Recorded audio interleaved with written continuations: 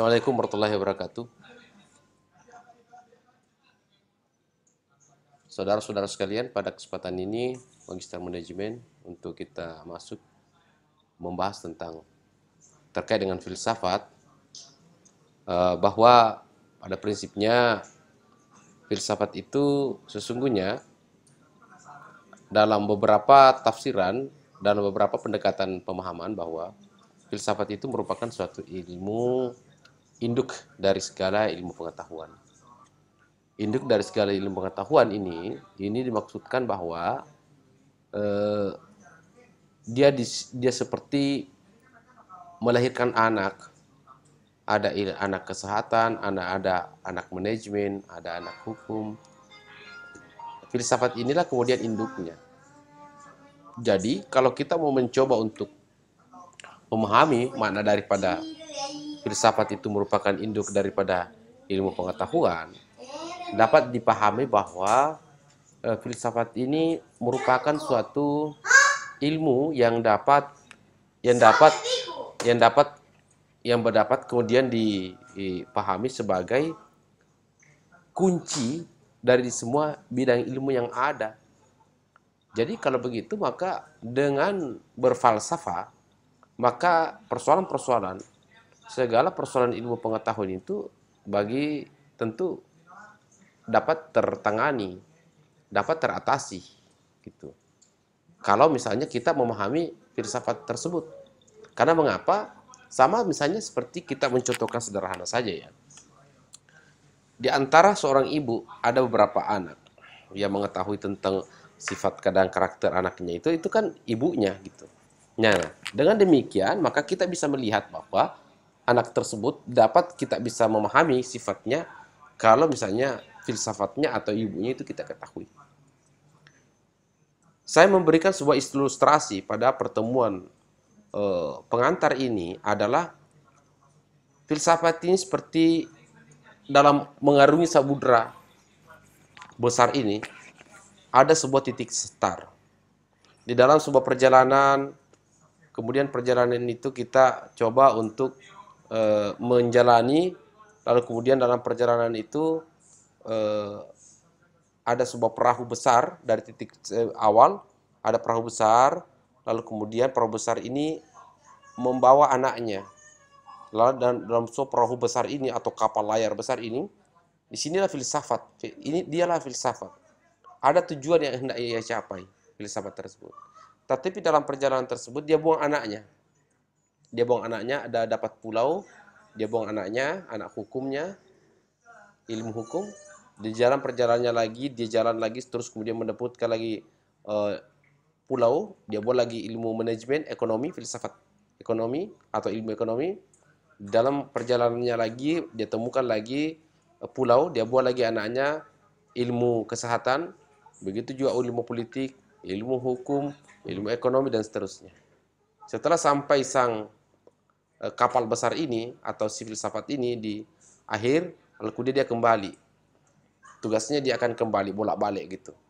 Dia kembali, kemudian mulai dari titik start, dia kemudian melewati, berjalan lagi, menemukan lagi pulau hukum, pulau ekonomi, dan tentu singgah sebagai ibu misalnya begitu, dia singgah bertanya kepada bertanya kepada anaknya yang telah dia buang tadi, dia telah tugaskan di situ di pulau tersebut.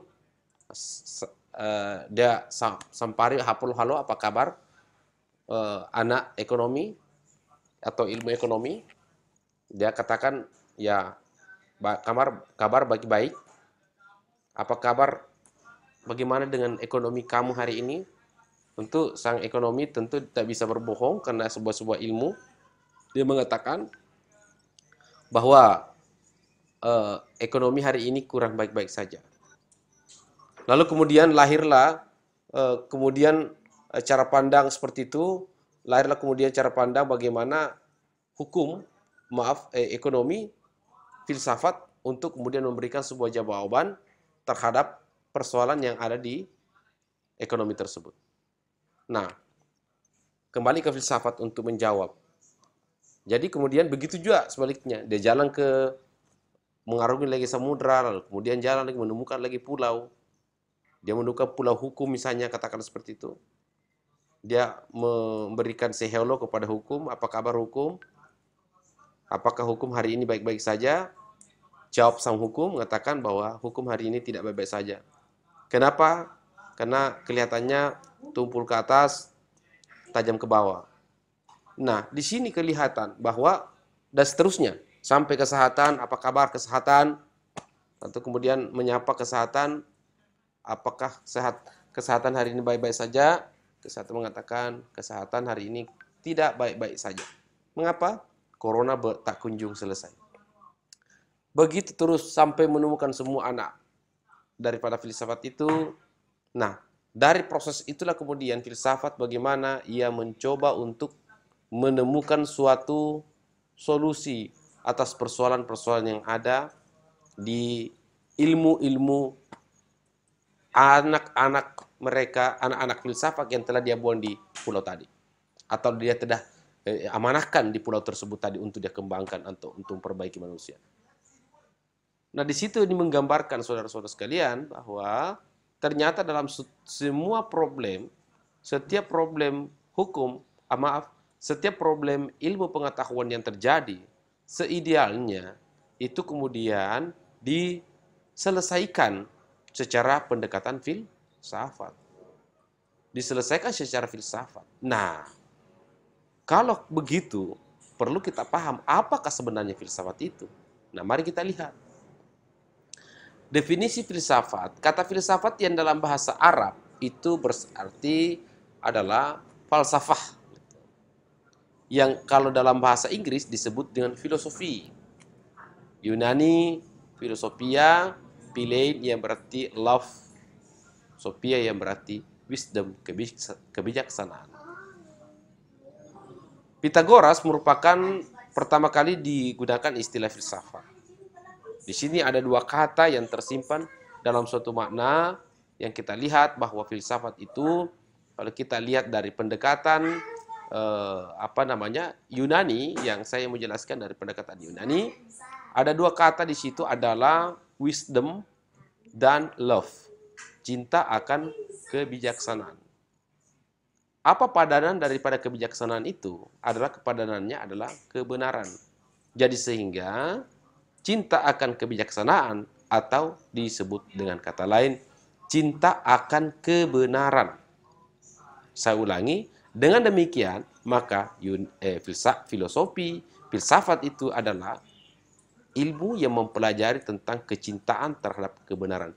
Cinta akan kebenaran, cinta akan kebijaksanaan, cinta akan kebaikan, cinta akan kejujuran.